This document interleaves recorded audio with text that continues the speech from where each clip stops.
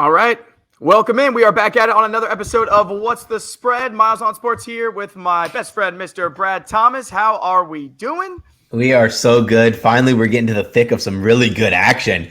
With your game coming up, Alabama is playing Arkansas. I'm super stoked. And, we're starting to kind of separate the contenders from the pretenders. I knew that Oklahoma would have a tough road. I had them high, but, they faltered against Baylor, and they almost deserve not to be in anybody's top 15.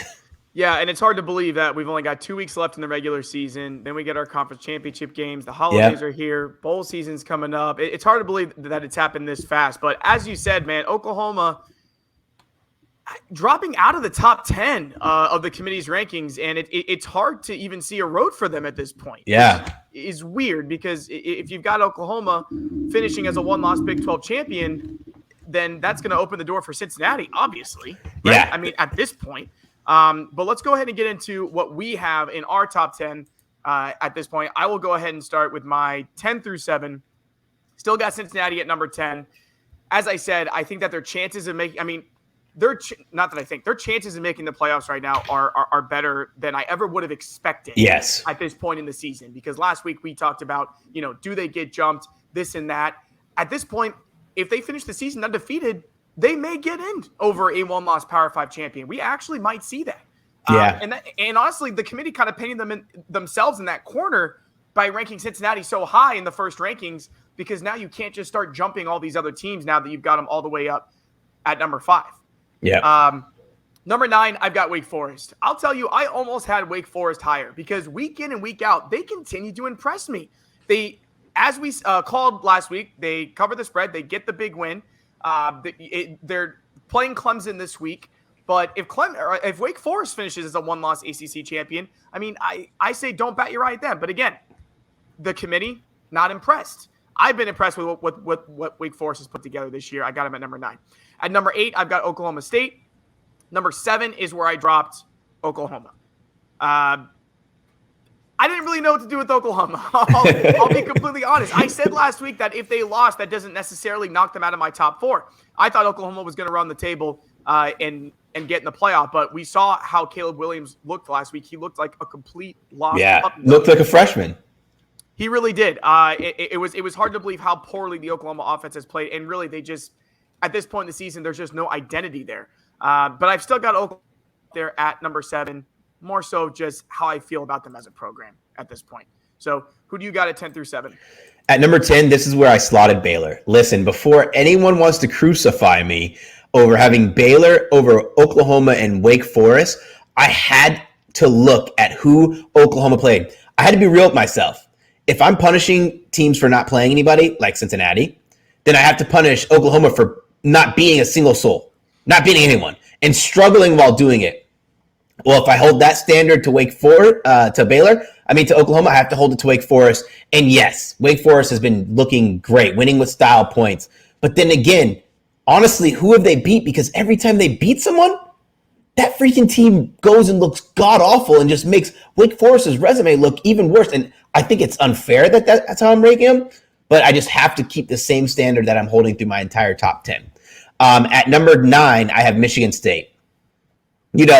I really wanted to put Michigan State a lot higher. I've gone through this list a couple times. I've gone through the committee's list, and I think that, honestly, the committee, it has it kind of right where Michigan State is, but I have to stick with my requirements, and I have them at 9. Oklahoma State is at number 8. Number 7, Notre Dame. Notre Dame is slowly appealing, more and more appealing as the season goes on, which at this point makes you really want to see if Cincinnati could be a real top 4 contender. Like, let's say Oregon loses this weekend. Boom, Cincinnati is the number 4 spot. I don't think I jump them with Michigan. I think I just go ahead and slide them on up, drop Oregon out, So we'll see. Yeah, I've got no problem with you having Baylor in your top 10, but I will say I just think you're hard pressed to find any team that has any kind of elite resume at this point. Yes, that's very true. Who has beat who? You mentioned Wake Forest. The committee did have NC State, in their top 25 last week. But obviously, the way the committee is ranking teams, the way that the polls are ranking teams are very different this year. So kind of really got to dig into those schedules to see who has an elite resume at this point in the season. I still just don't agree with the committee having Oklahoma all the way down at 13. I know that they don't have any big wins on their schedule, but they're still a one-loss team in a Power 5 conference facing good competition. They haven't looked good. They didn't look good last week, but I just find it hard to believe that the committee has Oklahoma so far down their rankings. I mean, I just think 13 is so low. But I've got no problem with you having Baylor over Oklahoma just based on what we saw last week. Yep. And I think the committee they're finally starting to hear it from everyone else. Like, if we're going to hold Cincinnati to the standard of strength of schedule, then we have to hold it to Oklahoma. Because up until Baylor game, Oklahoma had one of the softest strengths of schedule at anybody in the Power 5. Yeah. So we'll see. You know, that's good. They play a good enough schedule where I think that they could slowly start to change people's minds. All right, so let's go ahead and get into our picks for top 4 and first 2 out. With me, I've got 3 Big Ten teams in the top 6. This is obviously going to play itself out. Ohio State playing Michigan State and Michigan in the next 2 weeks. Oklahoma, obviously, out of my top 4. I've still got Georgia at number 1. I've still got Alabama at number 2. I've got Ohio State at number 3. But with the way that Ohio State's offense is looking right now, I mean, I think you can clearly say that is the best offense in the entire country. I've got Michigan in at number 4. And then my first 2 out, I've got Michigan State and Oregon. I almost have Oregon a little bit higher. They're honestly starting to grow on me because I already expected them to have lost again by this point, and they still continue to find ways to win in Pac-12 after dark with nobody watching them. I mean, week in and week out, and we're going to talk about Oregon today, but for me, Michigan State, and Oregon, I can rank any 3 of those teams in any of these 3 spots right now, 4, 5, and 6. Those are interchangeable for me right now. Yeah. But Georgia, Alabama, and Ohio State, I think, are clearly the 3 best teams in the country. What's funny is it's all about perspective of where they're initially ranked, right? Like, you're getting more and more high on Oregon. I'm getting more and more low on Oregon because I've had them at the number 3 spot, and they're just escaping. They're building big holes, and they're escaping. But I can't punish them for that. Right, but also similar to what Oklahoma was doing, in their season, escaping. But Oregon's got the win over Ohio State, right? Yeah, they do. That's huge. But people forget they have the loss to Oregon. But still, I get it. You know, they have the big win against Ohio State, which is looking like, again, it looks like the best win in the entire country right now. So yep. So my top Oregon. 4, I'm going with Georgia, obviously.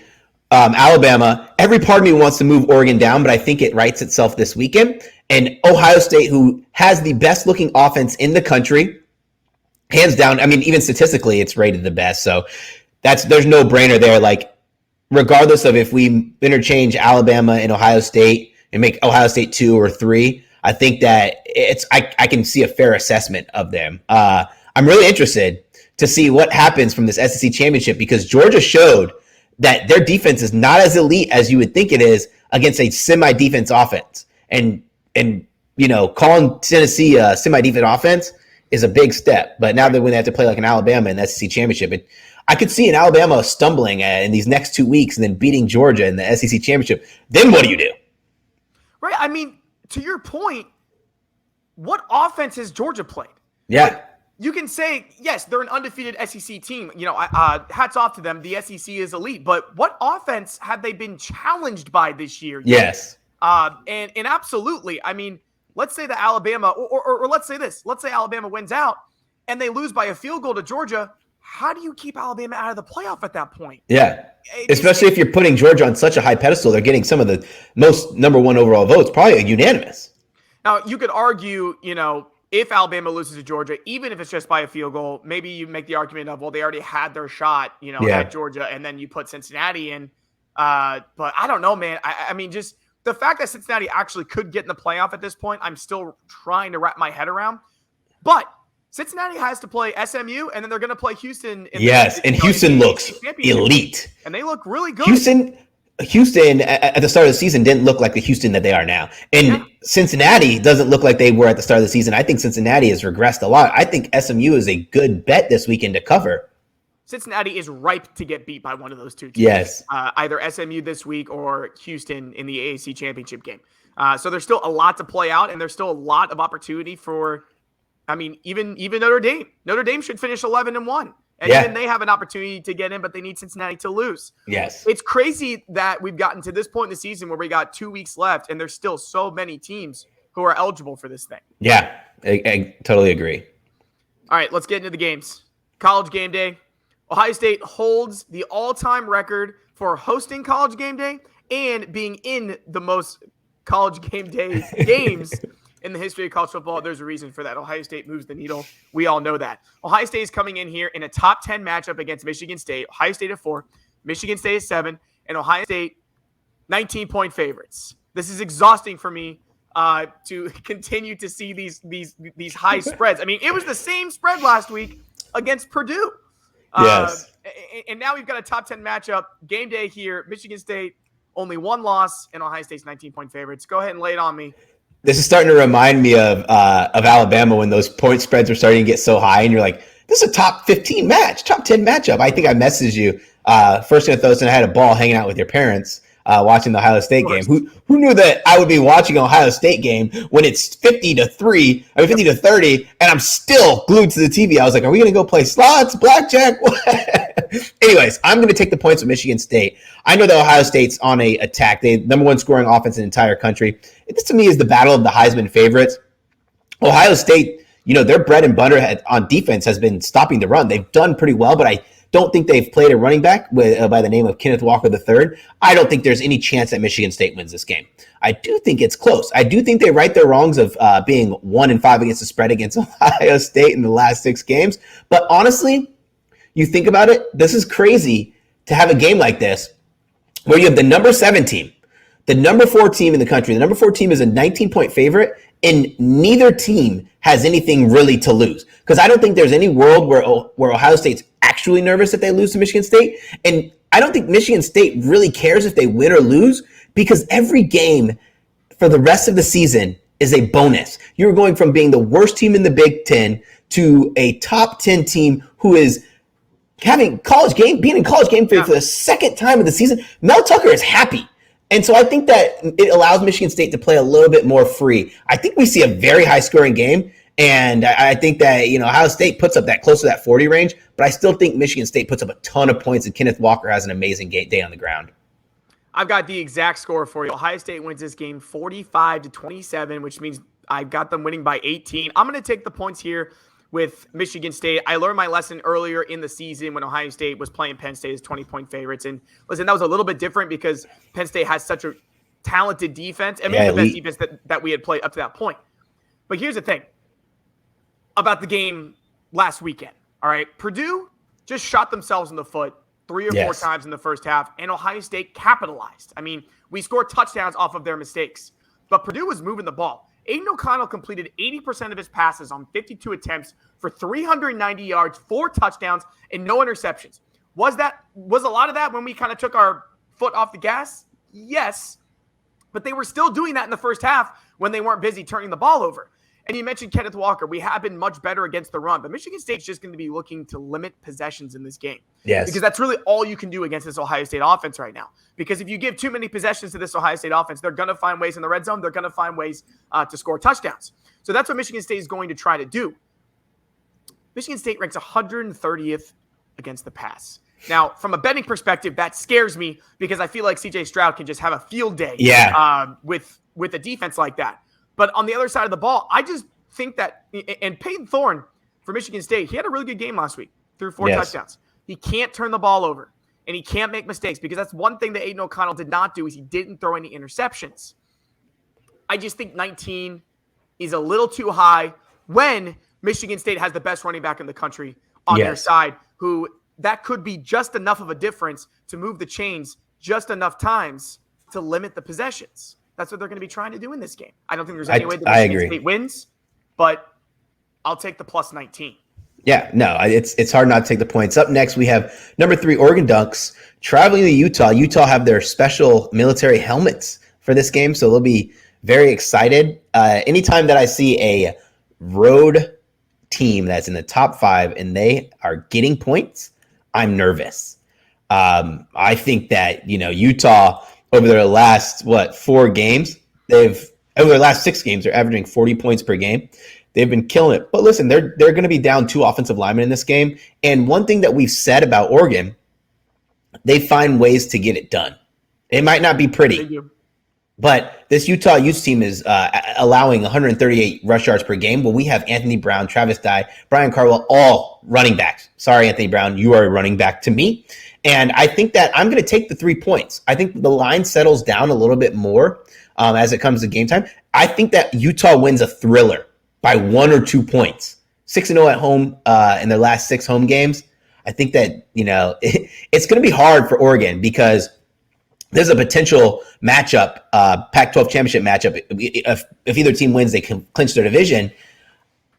How is either team going to beat each other twice? I think they're a lot more even than their records. They're only a couple games apart, but their rankings are determining. So I'm going to go Oregon, but I think Utah wins. I think we get like a 1 or 2 point victory by the Utes. It's going to be a thriller, a night game, or afternoon game, but it's going to, the ending's going to bleed into the night. Utah, by the way, has one of the most underrated stadiums in the entire country. Yes. And when it's full and a sellout like it's going to be rocking. And you mentioned how even that these teams are, and you're correct. When I was looking at the stats, I was actually shocked how close their numbers are in scoring offense and scoring defense, in total offense and total defense. Nearly identical in every single category. Now, this line opened at Utah -1. Again, surprised that it went Utah's way. I would have thought that the money would have been going on Oregon early. But here we are at Utah -3. I think it will go back a little bit. Yeah. But I am going to take Utah here. I've been waiting for Oregon for them to lose. I don't think Oregon wins out. I still don't think that. So I think this is a perfect spot for them to slip up. And with these teams being so identical, I just don't think that there's a big advantage on one side or the other. I do think Oregon's rushing offense has the ability to take this game over, but they're going to have to work on limiting the mistakes. Anthony Brown's going to have to make a couple of throws. Yes. But, man, he looked really good on the ground last week. And if Anthony Brown continues to find his groove on the ground, then this offense is scary, real dangerous. It's crazy how – no, keep going. No, I was going to say Utah 4-0 at home this year. Yeah. It's hard to believe they've only played 4 home games. But they had big home wins against Arizona State and UCLA. They beat Arizona State by 14. They beat UCLA by 20. So they're playing much better at home. They struggled last week at Arizona, but that was a complete look-ahead spot for them. Oh, 100%. Going into this game, they played much better at home. I look at this as a pick 'em, so I'll take the home team. Well, what I was going to say was 2 things. Amazing how Travis Dye just stepped in and replaced CJ Verdell like it was nothing. Right. And number 2, Oregon cannot come in here and spot points to Utah, because if Utah gets a 14-point lead like Oregon has been down frequently, right? Utah will run away with it. Oregon tends to either do that or they tend to let somebody, like last week, they let Washington, they go up. Yeah, they go 14 and then Washington State comes back. Right. And you can't do that with a team like Utah. You cannot do that with a team like Utah. You have to put your foot on the gas from the beginning and keep going. And Kyle Whittingham knows how to win a game like this. We've seen it. Utah's just been so under the radar. Okay. Yeah. Let's go ahead and move on to number 21, Arkansas. Number 2, Alabama. Alabama coming in here, 21-point favorites. I got to hear what you're feeling about the spread. I'm so sick of this stupid spread. Alabama this season has been a 21 or more point favorite 5 times. Can we stop Vegas? Because I think I've been on the wrong side every single time. This time I'm going to back Arkansas. It's dreadfully scary because for once, this defense is finally playing very good. Will Anderson is an absolute menace. And, a lot of people have been giving a lot of grief to Alabama not running the ball very successful. Well, I think that they're going to be in for a rude surprise when we're forced to run the game against a team who is allowing 151 rush yards per game. But Arkansas, outside of that Georgia game, they've done well as double-digit dogs. I think they're 3-1 against the spread as a dog this season. I think KJ Jefferson offers enough of a change of pace to keep them in the game spread-wise. I think that Alabama has found their stride. They're starting to win the turnover battle, which is really big. And I can't say this is too much of a look-ahead spot for Alabama, although it does have a little bit of a look-ahead spot whenever you have your arch nemesis the next week. But, man, listen to this stat. 8-1 against the spread in their last 9 when scoring at least 30 points is Alabama. I think that if the Alabama crowd and Alabama is playing up for this game, it can get out of hand early, but I have to go with my handicap of Arkansas and KJ Jefferson being able to run the ball effectively to score enough points. I mean, 21 points is a ton. Like all Arkansas has to do is score, I think, 2 touchdowns and a field goal. They're covering. Yeah, it's a big number, especially considering how well Arkansas is playing. I mean, they get the road win in overtime last week against LSU. They beat Mississippi State the week before. I'm also taking Arkansas here. I think 21 is just a little bit too many points. I'm glad you brought up the Georgia game because Arkansas cannot do that in this game. You saw They went down, what was it, 20 or 21 nothing to Georgia in the first 6 or 7 minutes, and the game was over. They cannot do that in this game or else the spread is done. But if they can just find a way to hold on in the first half and keep this thing close, I mean, 21 is a lot of points. And as you mentioned, Alabama, they did struggle in the run game against LSU. But on the other side of the ball, Arkansas, in 4 of their last 5 games, over 200 yards on the ground. So that gives them the ability to, obviously when we're talking about a 3-possession spread, you're just hoping to hold on to the ball just long enough and limit the possessions.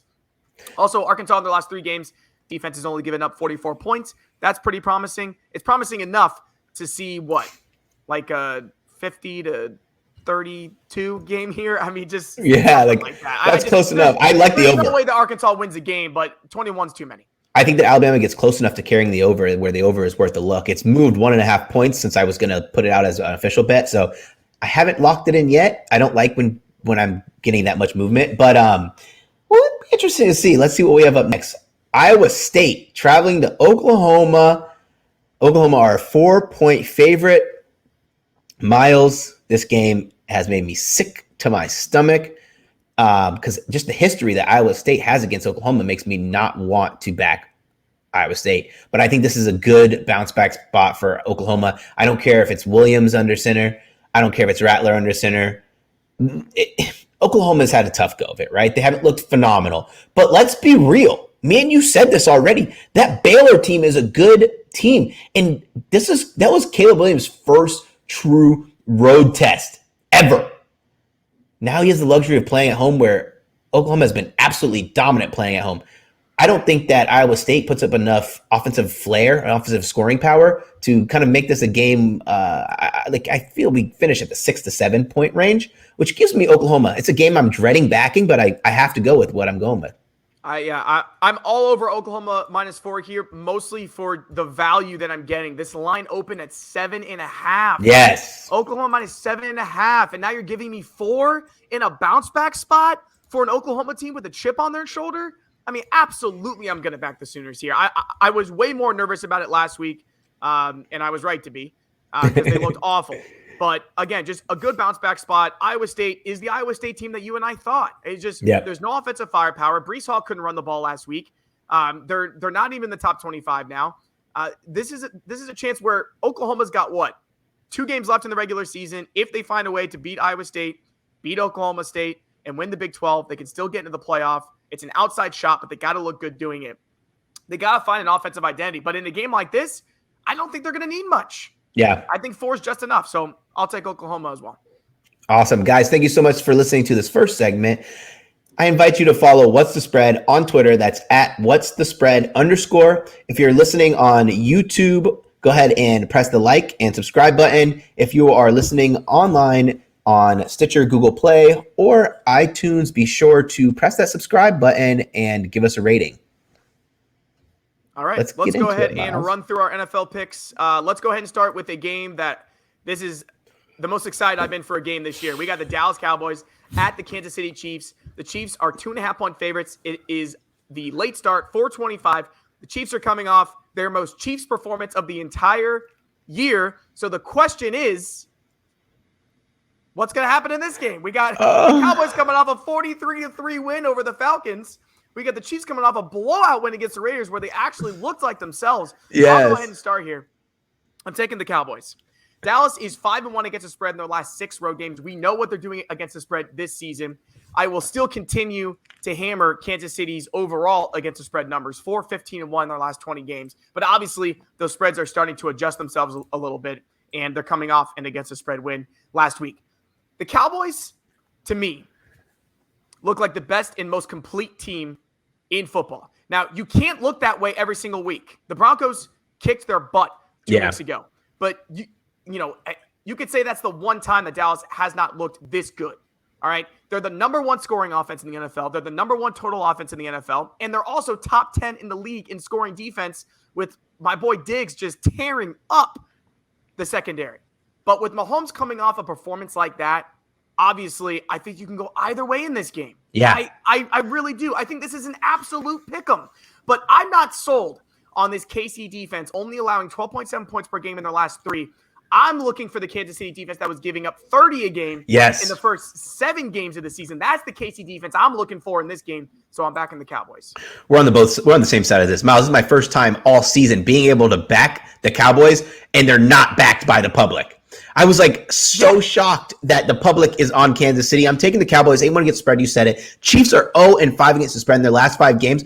Listen, the Chiefs in their last 3 weeks have gone from being a 32 ranked efficient defense to somewhere around the 15-10 marks. But listen, I don't think that this was so much of a phenomenal performance that the Chiefs had against the Raiders, outside of the Raiders being lackluster. The Raiders' game plan was a game plan for the first time this season where I felt they needed John Gruden. There were times when you're running the ball on 2nd and 8. You're not going to run the ball on 2nd and 8 against these Chiefs. You need to be throwing the ball. When Mahomes is on fire, you have to fight fire with fire, not sit there and run the ball. And I think that this Dallas Cowboys offense is balanced enough. Kellen Moore's a good enough offensive coordinator where if it's a shootout, which I'm going to give a little hint for those who listen to Bankroll Blitz as well, this might be an over game that I'm betting. But if it's a shootout, I think that Dallas actually poses the better team for a shootout here because their defense is incrementally better than Kansas City's. Yep. All right. I like that we're on the same side here because I really didn't know which way you were going to go. As I said, based on how the Chiefs looked last week, I don't blame anybody for wanting to back them, but I'm going to back with what I've seen from the whole season. I think the Cowboys are a more complete team. All right, let's go ahead and move on to the New Orleans Saints at the Philadelphia Eagles. The Eagles are 1.5-point favorites at home for a 1:00 kick. Go ahead and lay it on me. I'm backing the Eagles. Listen, the Saints covered their last 2 games with last 3 games with Trevor Siemian. Man, Miles, how many more lucky covers is Trevor Siemian going to get? I think that Tennessee just says, here's the back door. It's wide open. I think the Eagles are hot now. I think that Jalen Hurts is finally finding Devonta Smith that chemistry that I wouldn't say that they had, but they were starting to build at Alabama before he was benched for Tua. So I'm going to go ahead and back this. 4-2 against the spread in their last 6. Very nice for me. Trevor Siemian's not the answer, and we saw that. I don't care if they say that the game was rigged for Tennessee to win. No, the Saints have been getting lucky cover after lucky cover with Trevor Siemian under center. Give me the Eagles here to win and cover. I want to take the Eagles so bad, man, but the Saints, backdoor or not, came through for me last week.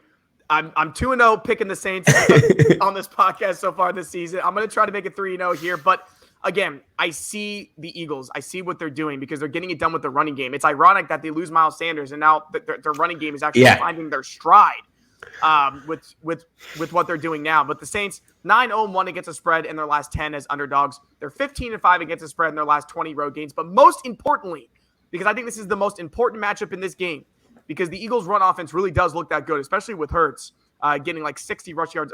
He's getting over 57 rushing yards a game. But the Saints have the number 1 rushing defense in the NFL, holding opponents to 3.1 yards per carry, only 656 total rushing yards, which makes me believe that they can that they won't go down early like they did to Tennessee last week.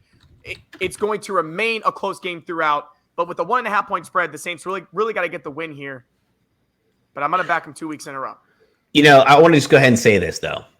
I feel like the Saints have just been getting so lucky. They have. Their rush defense, 100%. Even their rush defense, they didn't have to play with. I don't think they played Saquon Barkley. Oh, they played Saquon Barkley and he got hurt, right? The Bucks don't have a good running attack. The Seahawks, they playing Alex Collins. Falcons don't have a good running attack. Titans, they don't have to play Derrick Henry. The Panthers, they had to play CMC, but the Packers were down early. It didn't matter. Patriots hadn't established a run there. And then this is the game when they played Washington. They refused to give Gibson the amount of touches that he needs. Yeah, Gibson's going to carry the ball, I think, 18 to 20 times, but he's the kind of guy who needs it in his hands at all times. You need him to get him going in the pass game, in the run game. So I feel like they kind of got a little lucky, in the running back in the gameplay that they've played. You can say lucky, Brad, but this is the NFL. All right, the luck. This is not like college. This is not. No. This is the most competitive sports league in the entire world. If you're the number one rushing defense in the league, then you're the number one rushing defense. Okay, we'll call a spade there. I'll be keeping my eye on this one. All right, let's go ahead and move on into the Cincinnati Bengals. Let's go at the Las Vegas Raiders, 4 or 5 p.m. I'm taking the Bengals here. All right, the Bengals are a sleeping giant. Let me tell you, this has been the Bengals the last 3 weeks. All right, I'll say last 4 weeks. Remember when they got that big win against the Ravens as 16-point underdogs? Then they were 11.5-point favorites on the road at the New York Jets, and they laid an what egg. happened there. Yeah. Then they just get trounced by the Browns. Now they're coming off a bye week. So the Bengals haven't won a game in almost a month, but this is a sleeping giant performance for them. After seeing what Patrick Mahomes did to this Raiders defense last week, I think that Jamar Chase is licking his chops, and he's also due for a really big performance. So I'm going to back Burrow here, and I'm going to argue that this is a bounce back spot for the Bengals and not the Raiders. I think the Bengals are actually a legitimate playoff contender, where I think the Raiders are really starting to show who they're going to be the rest of the season. They hurt without Ruggs last week, like really hurt. So again, Bengals -1, pick them. It's on the road, but I'm going with Burrow. I'm going to go with the Las Vegas Raiders here. Again, second time in a row, and I don't care. I'm not calling it a bounce back. I think that the steam is starting to settle a little bit on the Bengals, which is totally fair. Like, I think the Bengals can still have a very successful season as we wind down at the season. I just think that this Raiders team is going to pose a little bit more of a threat on the offensive line that was playing very, very well, and they started to kind of scale it back a little bit on efficiency here. So a lot of the numbers, they'll tell you that you should go ahead and be the guy to back the Bengals. Like, I'm not going to say that numbers are what's really backing me up, but I think that it's a little bit better of a matchup for the Raiders this game than last game. I was taking the Raiders last game, regardless probably of what the spread was. But man, I think the Raiders, their defense gets home a little bit more, which was something we didn't see against Kansas City. And we have to be clear that, Patrick Mahomes is much better at moving the pocket than Joe Burrow. If the defense is pinning his back and they're able to get good pressure, or at least remote pressure, I think that the steam comes out. And I lead that off by saying I think the steam is starting to come out of the Jamar Chase Rookie of the Year campaign. I think he has another one of those okay games, but Mac Jones is kind of finally like, guys, listen to what I'm doing here. Here we go. Hey, I couldn't care if he's an Alabama guy or not. I have money on both guys, so I could care less who wins. I just don't want to see someone run away with it and be minus 357 odds by the time the season's over. All right, what are we wrapping it up with? We're the Washington football team traveling to Carolina, taking on the Panthers. The return of Cam Newton. The Panthers are a minus 3.5-point spread. What a time to be alive. Mark Ingram is running the ball with the Saints. Cam Newton is back with the Panthers, and Randall Cobb is catching touchdown passes with the Packers. What year are we in? I am going to start this off. Sorry, Washington football team. I am backing the Panthers. I'm backing the Panthers wholeheartedly. The one thing the Panthers were missing was a quarterback who could change the game. I don't think that Cam Newton is ever going to be the guy to push the ball down the field like he used to be. But he does give you another look, which is really scary with a healthy Christian McCaffrey. This is one of the top defenses in the league, going against a defense who lost their best player. This team, before that Bucs game, was 0-4 against the spread. I don't think they just continue these winning ways. I like the Panthers to win another really big game and to start to put questions on, can they be a legitimate playoff team with Cam Newton? Yep, I like where your head's at. I'm also all over the Panthers here, minus 3.5. More so for just how quietly Christian McCaffrey has reinserted himself back into this offense. And I still don't think that they've used him 100% since his return from injury. Yeah, they haven't. Once they really start getting him going, and you've got Cam Newton, who, as you said, Cam Newton is not going to be the playmaker that he once was. He never will return to that form. But can he be a difference maker? That's what I'm looking at here. And then with Christian McCaffrey on the field, they're 4-1 against the spread. That is a huge number for me. That this Panthers team is just different with Christian McCaffrey on the field. And now you give me Cam Newton over Sam Darnold? Yes. I'm absolutely taking the Panthers here, minus 3.5. Take it to the bank. Take it to the bank. We agree on 5 games this week. I'm so excited for football. Guys, be sure to download the podcast, iTunes, Stitcher, or however else you get your podcasts. Everyone have a great week of betting, and let's turn this NFL fortune around.